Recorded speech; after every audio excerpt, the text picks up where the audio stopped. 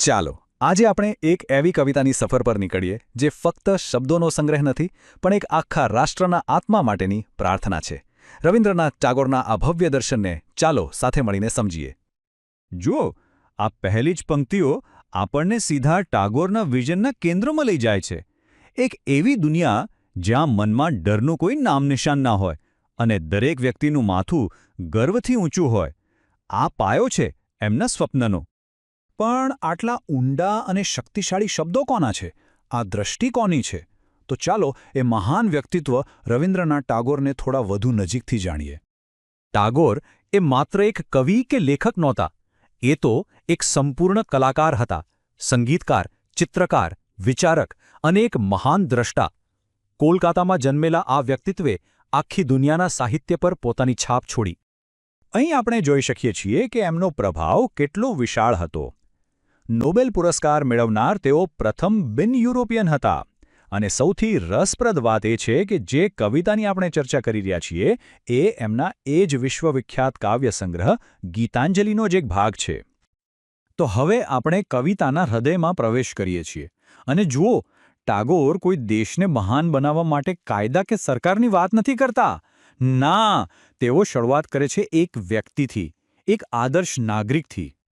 જરા કલ્પના તો કરો, એક એવો દેશ જ્યાં કોઈ પણ વ્યક્તિને ડર ન હોય, જ્યાં દરેક જણ ગૌરવ સાથે જીવી શકે અને જ્યાં જ્ઞાન પર કોઈના બંધન ન હોય, એ બધા માટે મુક્ત હોય.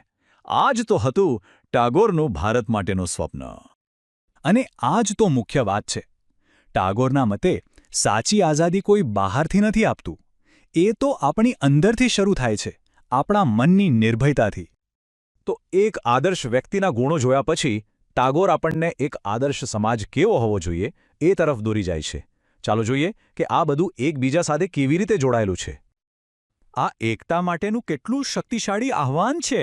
ટાગોર અહીં આપણને એ બધી જ સંકુચિત દિવાલો તોડી નાખવા માટે કહી રહ્યા છે જે આપણને જાતિ, ધર્મ, ભાષા અને પ્રદેશના નામે અલગ પાડે છે. વાહ, કેટલી સુંદર કલ્પના છે. ટાગોર એક એવા સમાજની વાત કરે છે જ્યાં શબ્દોમાં કોઈ છળકપટ ન હોય, જ્યાં લોકો જે કહે એ સીધું એમના હૃદયની સચ્ચાઈમાંથી આવતું હોય. અને હવે આપણે કવિતાના એક સૌથી શક્તિશાળી રૂપક પર આવીએ છીએ. અહીં ટાગોર તર્ક અને અંધશ્રદ્ધા વચ્ચેનો સંઘર્ષ બતાવી રહ્યા છે. જુઓ આ સરખામણી. એક બાજુ છે વિચારનું, તર્કનું જીવનદાયી ઝરણું જે હંમેશા વહેતું રહે છે.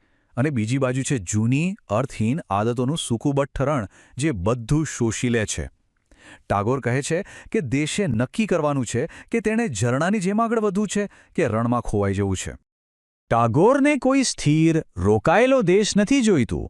ના, એમને તો એક એવો દેશ જોઈએ છે જે સતત ગતિમાં હોય, જ્યાં કર્મના, પ્રયત્નોના હજારો ઝરણા અટક્યા વગર સંપૂર્ણતા તરફ, સફળતા તરફ વહેતા રહે. આદર્શ નાગરિક અને આદર્શ સમાજનું ચિત્ર દોર્યા પછી કવિતા અચાનક એક તીવ્ર વળાંક લે છે. હવે આ એક વર્ણન નથી રહેતું, પણ ઈશ્વરને કરાયેલી એક સીધી, સાચી પ્રાર્થના બની જાય છે. આ કવિતાની પરાકાષ્ઠા છે. નિર્દય આઘાત. આ શબ્દ આપણને ચોંકાવી દે છે, ખરું ને? આપણને વિચારવા પર મજબૂર કરી દે છે કે કવિ આવું કેમ કહી રહ્યા છે. પહેલી નજરે તો આ શબ્દો ખૂબ જ કઠોર લાગે છે. તો શું ટાગોર ખરેખર કોઈ પીડા કે દુઃખની માંગ કરી રહ્યા છે? આનો સાચો અર્થ શું હોઈ શકે? ના, એ પીડા નથી માંગી રહ્યા. એ તો એક જાગૃતિ માંગી રહ્યા છે. એક એવો જોરદાર આંચકો જે દેશને તેની આળસ, તેની જડતા અને ખોટા સંતોષની ઘેરી ઊંઘમાંથી જગાડી દે. એક વેકઅપ કોલ.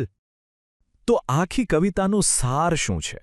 આ શક્તિશાળી પ્રાર્થનામાંથી આપણને શું શીખવા મળે છે? ચાલો એ જોઈએ.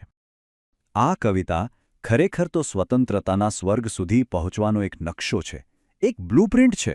એ આપણને સ્પષ્ટપણે બતાવે છે કે એક મહાન રાષ્ટ્રના फ्रेंड्स, इस वीडियो को पूरा देखने के लिए आज ही फ्लेक्सी टीचर ऐप सब्सक्राइब करें, जहां आपको मिलेंगे animated videos, digital books, text book solutions, notes, DPP और क्विज. और हाँ, flexi teacher app mobile, TV और कंप्यूटर पर अवेलेबल है. और अगर आपके पास इंटरनेट नहीं है तो तुरंत ऑफलाइन सेट टॉप बॉक्स के लिए संपर्क करें. Flexi teacher, the one you needed.